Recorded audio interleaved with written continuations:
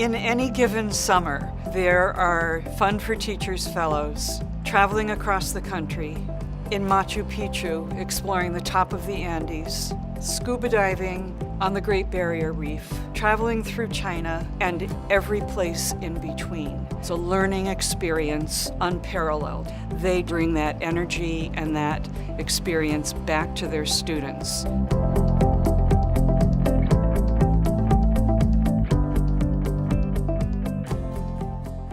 We are here to talk about how to successfully write a Fund for Teachers grant proposal.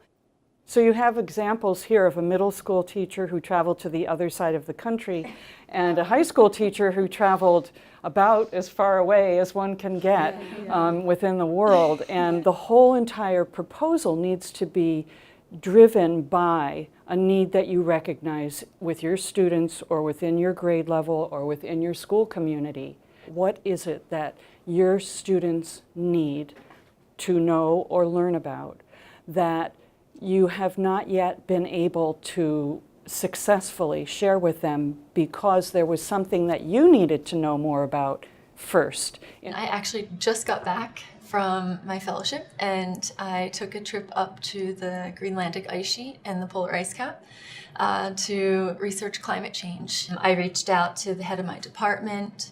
I also reached out to my colleagues who were at my grade level to make sure that I was going to hit upon on this trip curriculum items that we could design lesson plans around. And what we want people who are applying for Fund for Teachers grants to do is think big.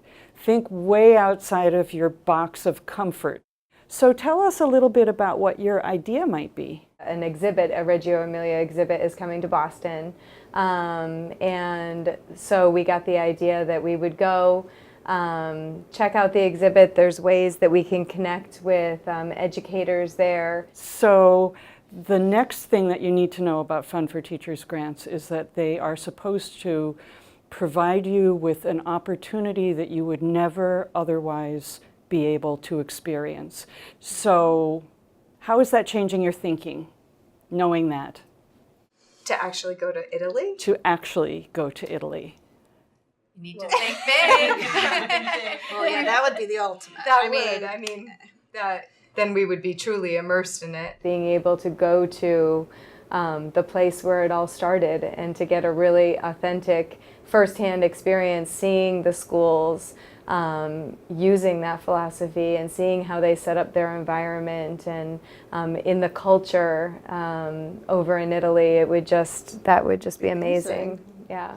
You need to do research, and you need to talk to everyone you know.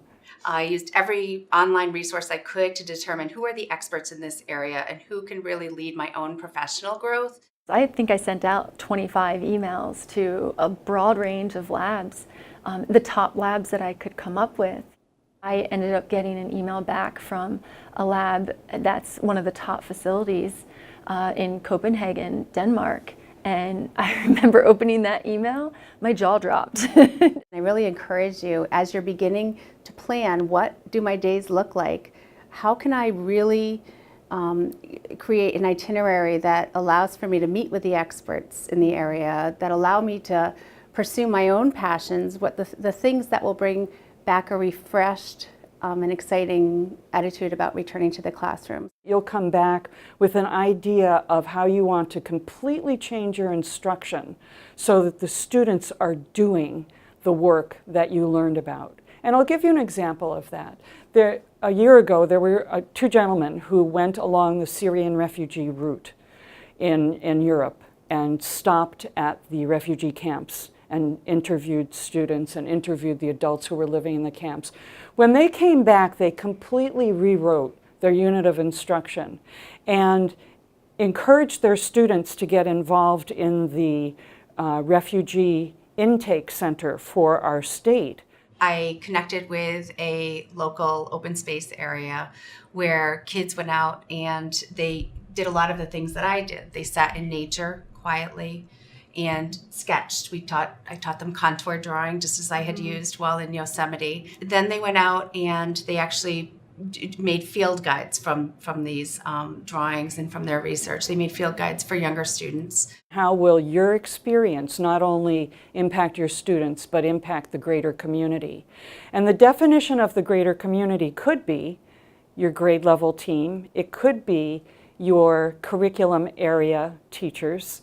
It could be an event that's planned that impacts your entire school. There are some people who then establish relationships with schools in other countries and continue with those relationships over time. So it seems like it's deciding one thing that you're going to do for a few weeks or a month in the summer. It is so much more than that. There are teachers who teach in classrooms with 4 walls in a school, and in the summer, they think big. Go to the Fund for Teachers website and look at examples of other fellows and the work that they've done. They were like, if you're in Greenland, you have to go to this place, Illilouette.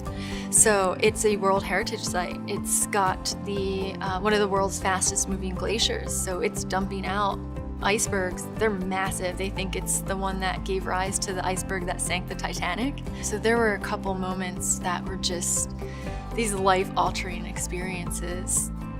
I decided to follow in the footsteps of John Muir. I just bulleted all of the different things that sort of related to the idea of John Muir as a difference maker. I was able to explore those by going out to Yosemite Park and his homestead in Martinez, California. A very sustainable and exciting trip. You really need to dig deep and think about what is it in my own practice that is going to be a spark that's going to light a fire.